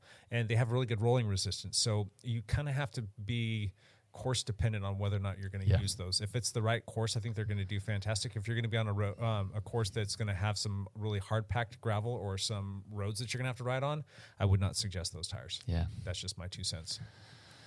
Yeah, I've been really happy with the Schwalbe ones and the Maxxis Ramblers. Gotcha. Those are good. And let's touch on mountain bikes real quick, and then we'll jump into the other stuff and wrap this thing up. How are you going about choosing your mountain bike tires these days? I choose a 2.2 kind of cross-country specific tire because that's the kind of racing and riding I'm doing. I don't – there are so many different choices with mountain bike tires. It spins your head. There's so many choices.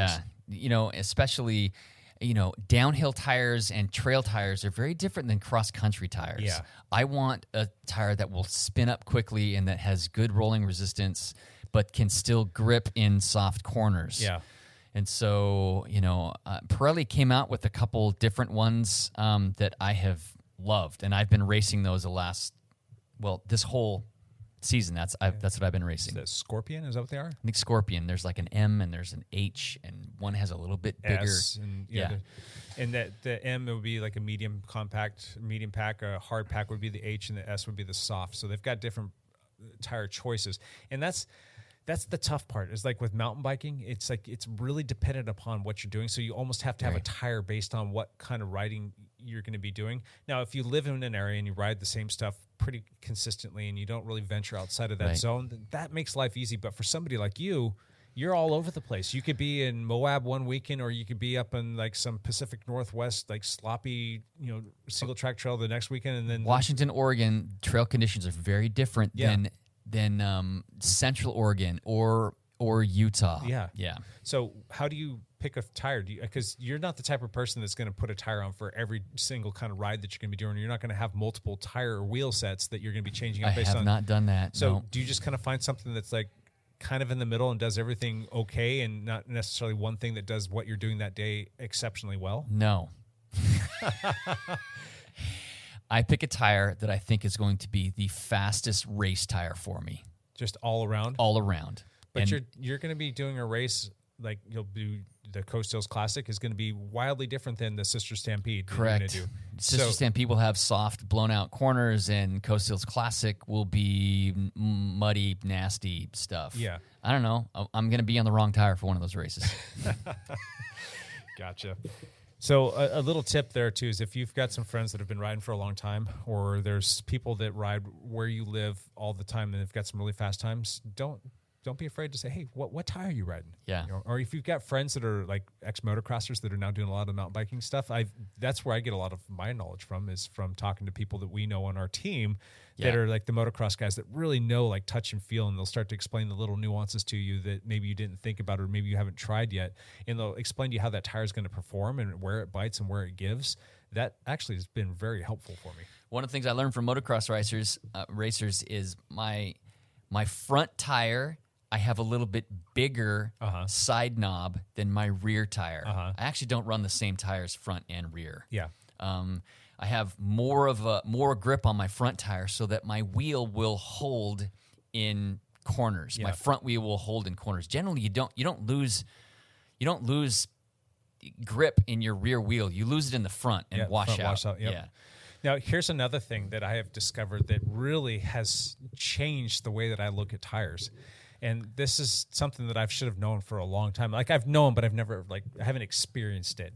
And I've been racing and riding mountain bikes for the longest time. And I've just now in the past, literally the past 2 months, have finally been able to embrace and use this, even though I've had one for the last 2 years. And that is a dropper post. Oh, yeah. And you're going to be like, really, just now? Well, the problem is the bikes that I've had all the way up until I got hit by the car and had my accident and wasn't able to do anything mountain bike related for a long time had all been like a fixed seat post cross-country mountain bike. And that was the thing forever and a day. And that's right when dropper posts were starting to become more of a thing. You were starting to see it kind of make its way into the cross country arena, and more people were riding those. I'm like, oh, that's fine and well. And like in theory that works well, but I'm fine with this. I can do this. I can, it is what it is. And then finally, it was about 2 years ago and some change, I got a new BMC 4-stroke that had the built-in dropper post to it. I never really got to use it because I was never comfortable on the mountain bike because it always hurt my shoulder. And so I was just like kind of tiptoeing down anything and even getting off and walking sections just because I was afraid if I was going to fall, I was going to hurt myself. Yeah.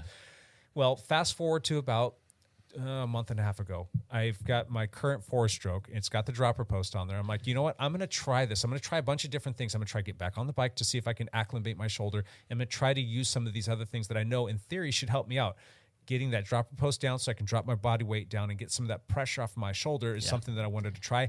Did it, and oh my gosh, did that make the biggest difference in the world. It was fantastic. And the way that I was using the tires, I'm like, I can feel the tires working now. I can feel the way that they're biting into the dirt how they're turning, and I can kind of feel that little point that we were talking about of where they're going to want to give or wash or start to break loose. And it made all the difference in the world. And so I can really appreciate a tire now much more because of the dropper post when I'm on a mountain bike. True. So sorry, that was a long story to tell you that dropper posts are cool. Well, the other thing with dropper posts, you don't need a dropper post to do these races or ride these trails. No, but you will be faster with the dropper post it when helps, you learn how to use it. It helps for your confidence too. Like we were doing our little team ride, and I was riding behind one of the ladies on the team, and she was like, I could see that it was all about her center of gravity being just way too high.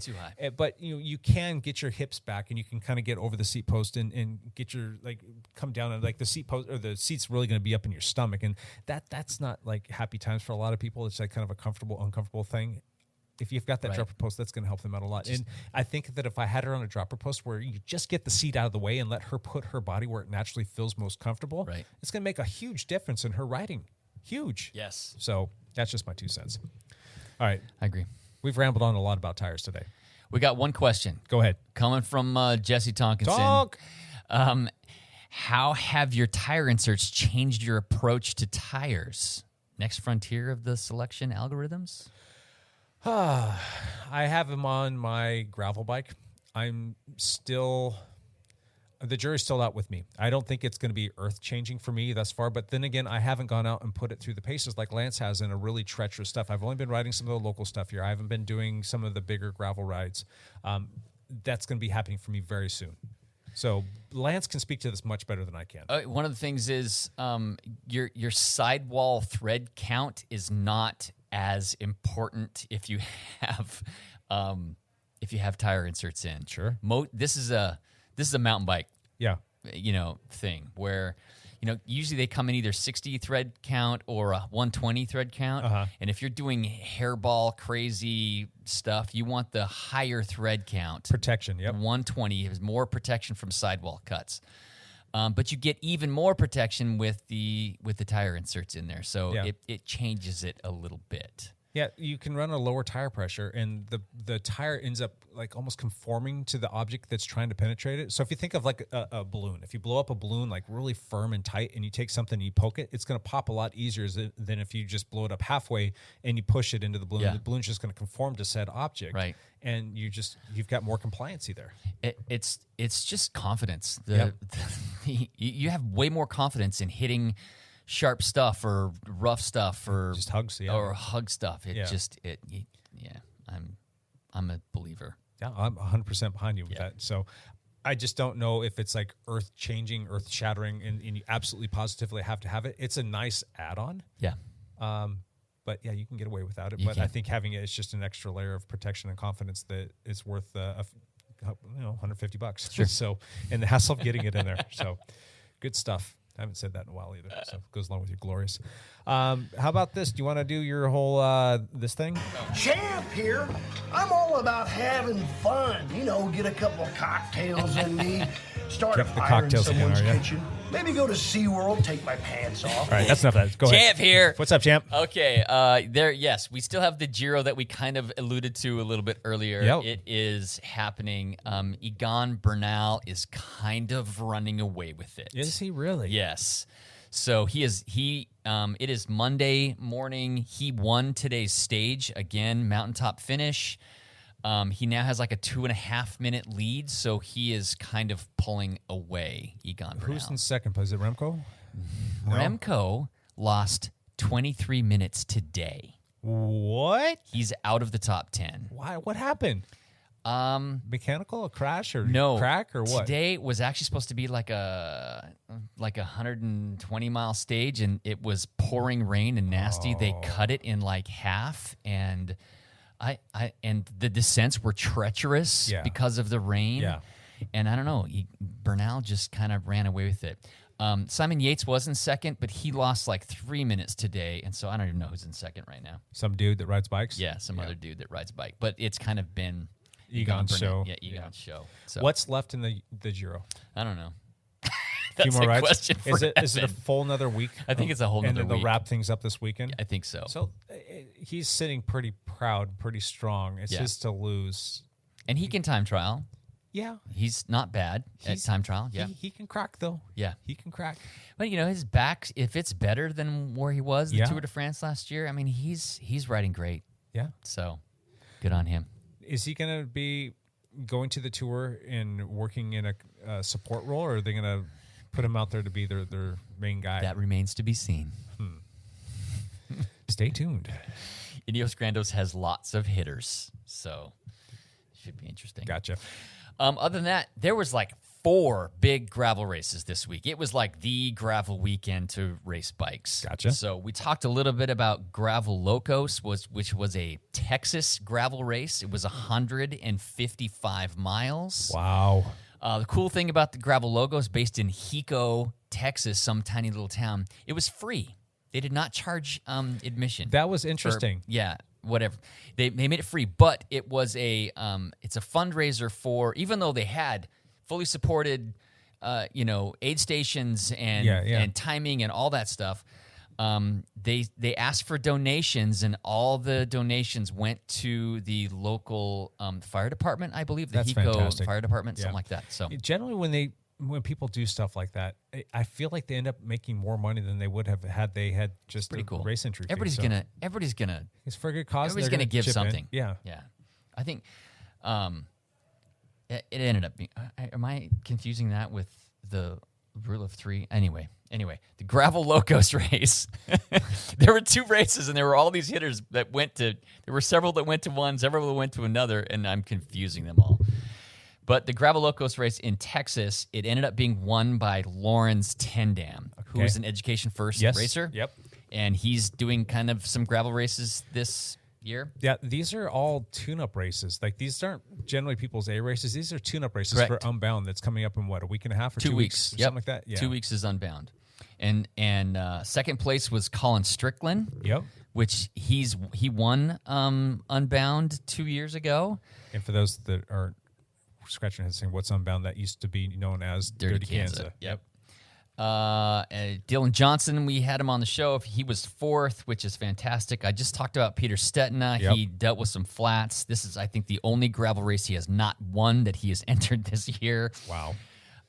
Samuel Boardman was there. Ted King ended up 7th. Hold on, time out. Ted King got 7th place. What happened to Ted King a couple weeks ago? 3 weeks ago, he crashed and shattered detonated his collarbone. Broke it in 3 pieces. Yeah. And he's out doing a 150-mile race 3 weeks later. He had surgery the next day. Oh, my gosh. So bolted him back together, and I don't understand I can't wrap my head around that. But he was riding within 3 days. Yeah, I can't wrap my head around that. That's just nuts. I don't understand it either. I don't know how he did it. It's some people's pain tolerance is just different, or his body I don't know. But Ted King raced 3 weeks after a shattered collarbone and still took 7th. That is incredible. The weirdest thing, Tyler Pierce, the vegan cyclist, ended up 10th. Good for him. I mean, he's a roadie. Not just that, he's like a amateur. There's that, but which is awesome. He's like a YouTube guy that bikes really well, and he showed up and he raced out of his head. But I think since his channel's taken off, I think that he's realized what his true potential is, and he's really changed gears in terms of, like, he's got a company, he's got a business, right? Yeah. And then he's kind of like taking his hands off of that and really dive right into this whole YouTube thing, and he's growing that channel. And I think that that's forced him to really focus on his cycling, and he's discovering that he's a hell of a lot better of a cyclist than he ever probably was. So he's getting all the right input, he's getting all the right coaching, he's getting all the right advice, and it's just coming together extremely well for him. Amazing. It's fantastic. On the women's side, it was won by Emmeline Newsome. She won by like almost 25 minutes. To second place? Yeah, but the story was second place. Allison Tetrick and Jessica Sierra rode the last 50 miles together in a truce and tied. Seriously? Yes. In a truce? Yeah, they basically, okay, Newsome was up the road. Yeah. They weren't going to win, and they're like, hey, why don't we just ride this together and just finish this together? Yeah. Because we're not going to win. Yeah. I don't know exactly what the conversation was, but they rode across the finish line arm in arm and made sure that they knew everybody that they tied. One of them had issues and the other one stopped and waited. They went to the aid stations and like fueled up together and didn't attack each other in aid stations. That's fantastic. And they just they wrote it in together, which I thought was pretty stinking How awesome. big was their field, just out of curiosity? I mean, because they still had to keep the people behind them off. So, I mean, it's not like they were just lollygagging in. I don't know how big the field was, but they were a half hour ahead of. Oh, really? 40 minutes ahead of second. So they had place. plenty of cushion. Yeah. Yeah. Right on. So the other big race was called the Rule of Three. It was in Bentonville, Arkansas. Yeah, I guess we should mention that too. The vegan cyclist? Yeah. Yeah, go ahead. He actually, this is coming from Jeff Elliott off of YouTube. He's also coming back from an injury. He did this huge 750-mile gravel ride across Death Valley. One of his Impossible Route YouTube series. Yeah. And on the last day, he was like showing off and skidding into the parking lot, and his tire slipped out. He fell and broke his femur. Whoops. So he just kind of cracked the top of the femur. And so he was off the bike for like 4 solid weeks. Yeah. But he's already came back this strong and ended up top 10. Yep. Yeah, just kind Good of on him, amazing. yep. So good for him. Okay, the other big race was in Bentonville, Arkansas, called the Rule of Three. 3 being tarmac, gravel, and single track. So this was a 100-mile race. And there were a bunch of people that showed up to this. Payson McKelvin was there. Ian Boswell, also a World Tour pro. Yep. He showed up at this race. I don't know who ended up. Actually, Ian ended up winning. Pardon me. Payson McKelvin ended up winning, beating Ian Boswell by a pretty solid margin. But Ian, this is also another cool story in gravel. Go ahead. Tell it. So these guys get out. This race started with like, that was the other one. The Bentonville, Arkansas race. It was, again, a mud fest. Kind of, it rained the whole time. But Payson was able to stay. They got through a first like 50-mile sections. At mile 50, they hit a road section, and Ian Boswell just drilled it. For like a solid hour and a half, drilled it, and only Payson and one other guy, Kevin Gherkins, who I'm not sure who that is, was able to stay with him. So, but they all worked together. It wasn't just Ian sitting on the front pulling them. Okay, so for the first 30 minutes, they were all working together. And towards the end of this section, Payson was taking his pulls, and Ian said, "Payson, this is your race to win. Get on my wheel." Seriously? Yes. There was near the end of the race, this was a 100-mile race, there was a 10-mile single track section and then 10 miles of road before the finish. And Ian Boswell, not a lot of off-road experience. And Payson McKelvin, it's like ex-pro mountain bike guy? Yeah, and like world-class, former U.S. champ in mountain bike mountain bike marathon. So yeah, he knows his way around single track. Yeah. So Ian's, Boswell says, "Payson, this is your race to win. Get on my wheel. Like, quit taking pulls. Let me do the work here. Once we hit the single track, you can go." So that's what Payson did. I mean, that's pretty stinking cool. So that is awesome. I don't know how long he won by, but I had a hard time finding results for this race because it was also kind of. You and I were talking about this yesterday while we were on our ride. We were talking about these rides and races and whatnot. And something came up when we were talking about these. Who sanctions all of these gravel races? It's a great question. It's not USA Cycling because No. they don't have a gravel thing. So they're all kind of doing their own thing. And that then begged the question of like, well, if they're not sanctioned, how do they know that they're clean? How do they know that people aren't doing stuff? Or That's a good question. I don't know. I don't want to question it because I think that there's just something pure and fun about gravel right now, and it's exciting. It is. But in the same breath, it's like, oh, I sure hope that we're not seeing a bunch of people out there doing less than. I don't want to believe that's the case. Yeah. However, so Giant Factory off-road team were all out there. Carl Decker, Joshua Berry, Tristan Ull. I think Joshua Berry and Tristan Ull took 4th and 5th in this race. They did well. I don't know where Carl Decker ended up, but I mean, with World Tour Pros ended up, rolling, and it ended up being a good thing. This is interesting. Hold on a second. I got something to bring up with you. Am I allowed to come in? Yes, you are. Yes. Okay. Come on here, sit down. We got Evan Price. He's got his intern with him. We're just showing her around the shop, and She's going to tell her instructors that she got forced onto a podcast here. We are live on YouTube, just so you know. Nicole, this is the Dial podcast, just in case you were wondering. If you scoot over a little bit that way, there you go. You can say hi. Yeah. There you go. So in this gravel race, guess who showed up and raced the team event? Who? Lance Armstrong. Seriously? Yes. Wait, really? Yes. So was he allowed?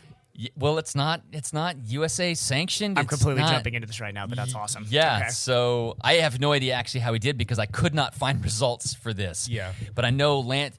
One of the 100-mile race options was you could do it with a team where one person did 33 miles, the next person did 33 miles, and Armstrong did it with the team. I don't know who his other teammates were either, but I just know that Armstrong showed up and actually did the race. That's interesting. We were talking about the fact that the gravel racing really isn't sanctioned by anybody. So it's like it's kind of the Wild West out there. And it's like you don't know what people are. Because if it's not USAC, then he can race. Yeah. There's that, and then it's just like, well, do we know that all these guys are clean? Not that we're questioning anybody at this juncture, but it's like who's overseeing this and who's making sure that everybody's kind of minded. Who won this last weekend?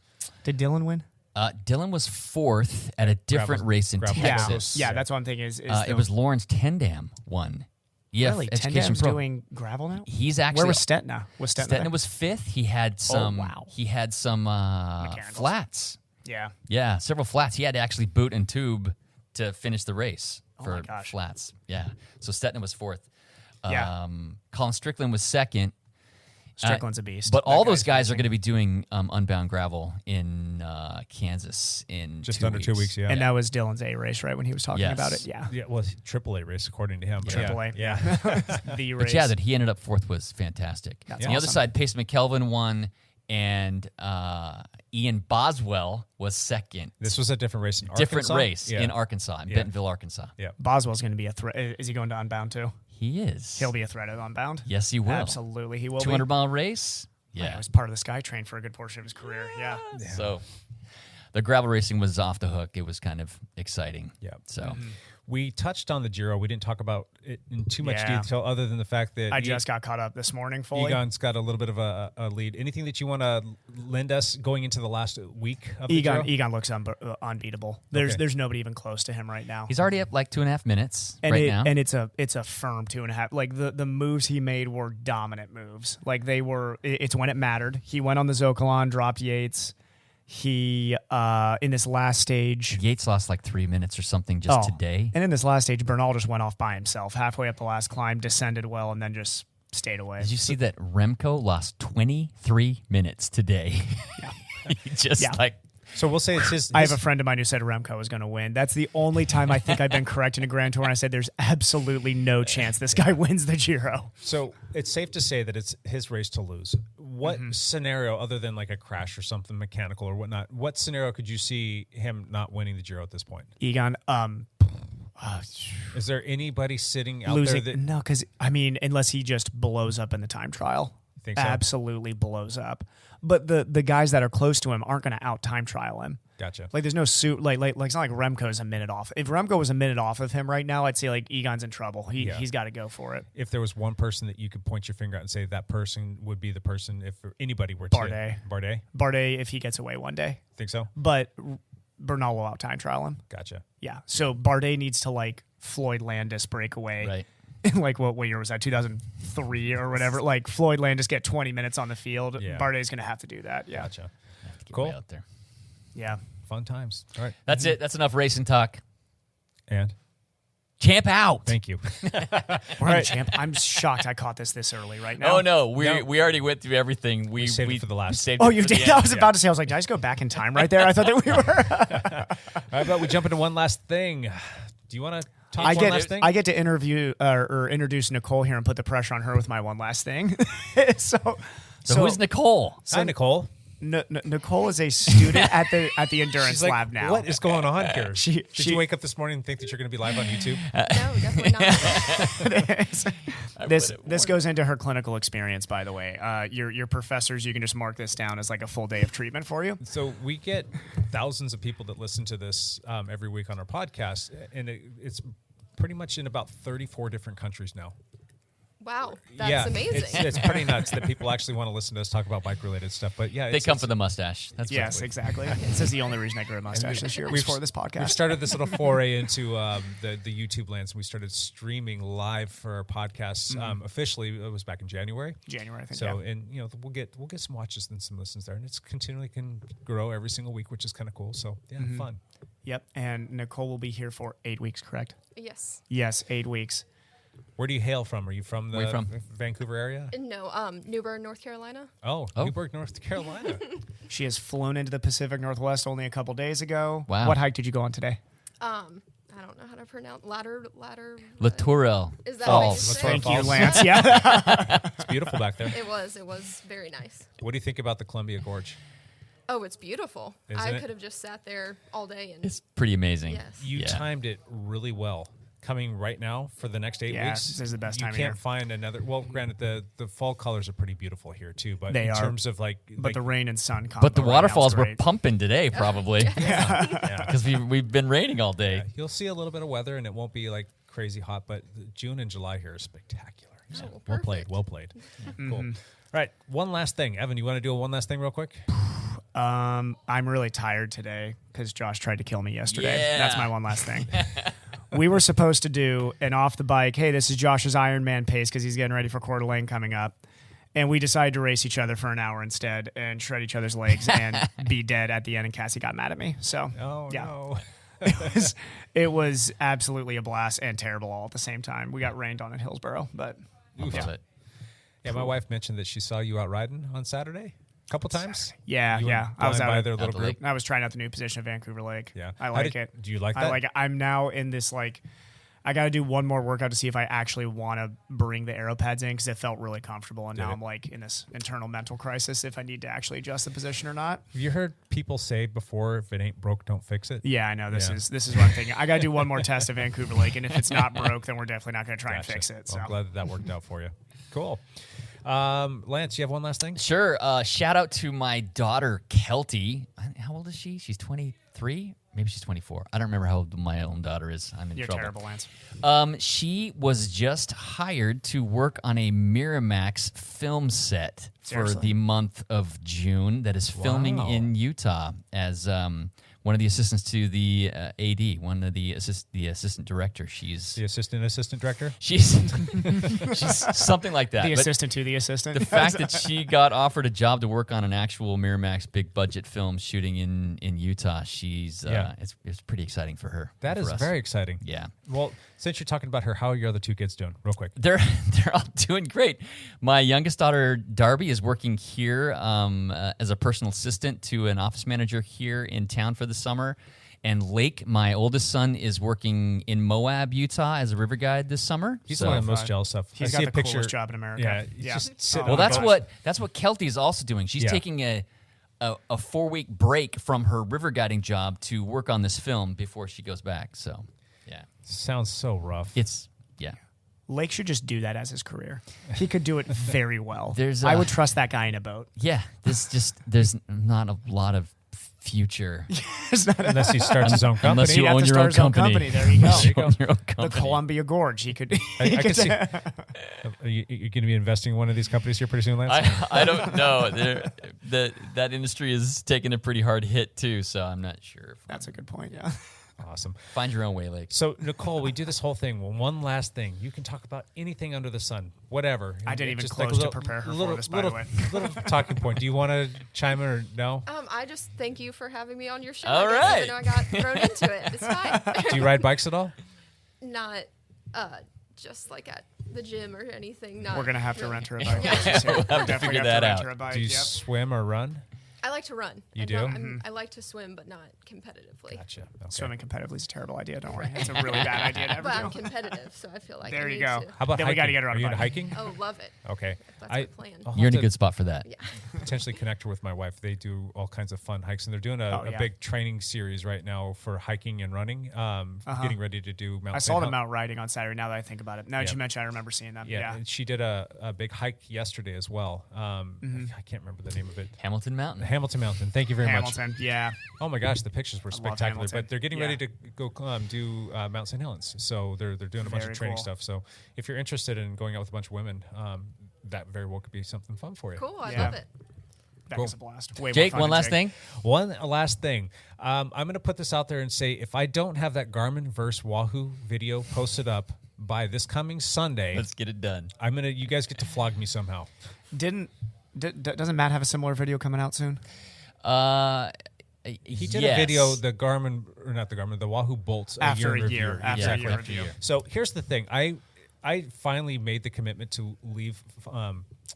What was it? Adobe Premiere. I just have had so many issues with it crashing and just being such a problem that I would work for an hour and I would lose everything and I'd have to start all over. It was just ridiculous. And then to go on the other side of it, like you're having to save every couple minutes just so you have that. And every time you save, you work for 3 minutes and you have to spend 10 minutes saving and rendering and doing all these things. It was just such a hassle that it's caused me to not even want to sit down and do this anymore. So I've made the switch over to Final Cut Pro. It's an Apple product and they just don't have these issues. And I've been going through these informational, tutorial, educational, learning processes over the past couple of weeks, and I'm there. I'm ready. So I'm going to get hung up on the edit a little bit. Yeah. So this is all over my head. Yeah. Anyhow, long story short, if I don't have that video out, then you guys get to come up with some sort of means of punishment, or I'll have to maybe I'll buy the next flat of LaCroix for the podcast. On Thursday at the flogging, you have to take the entire pull across China Ditch. There you go. How about that? I've done it before. I'll do it again. So, and that would be the other one last thing is coming out to check out the flogging ride. It will be happening rain or shine. When it's wet out, it's still kind of fun. It is fun. It is still fun. You guys are due for 10 consecutive nice days on Thursdays. I think so. It's only rained 4 times in the last month. It's been on every Thursday evening. Exactly. And it's supposed to rain again this coming Thursday. I think Go so. figure. So, but the weather here, you just wait 5 minutes and it'll change. So cool. All right. I think that's it. Nicole, it was a pleasure to meet you.